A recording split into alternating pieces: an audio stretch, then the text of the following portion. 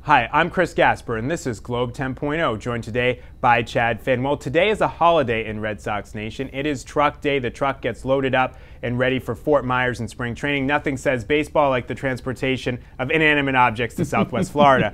Chad, if you could put one thing on this truck, one ingredient for the Red Sox and their success this year, what would it be? Inanimate objects. You're referring to a starting rotation. Right? I would put David Price as a hostage on that. More realistic options, though.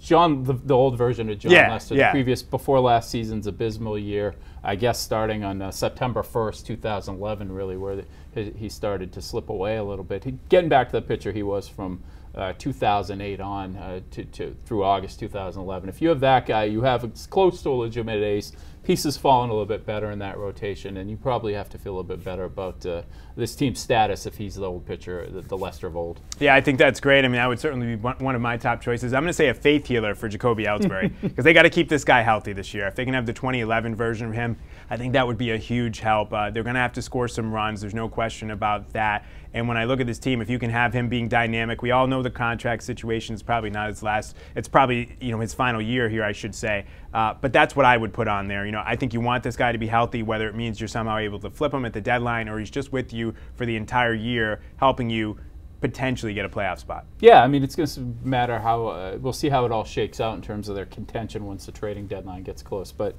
I believe in Ellsbury. I don't know if he's the guy who's the best offensive player in the AL. I don't know if he's that guy consistently as he was 2 years ago. But this is a pretty dynamic offensive player who's great down the stretch in 11 when everybody else is fading. He's got that free agency right in front of him. That's something that most people think has been on his mind for a long time.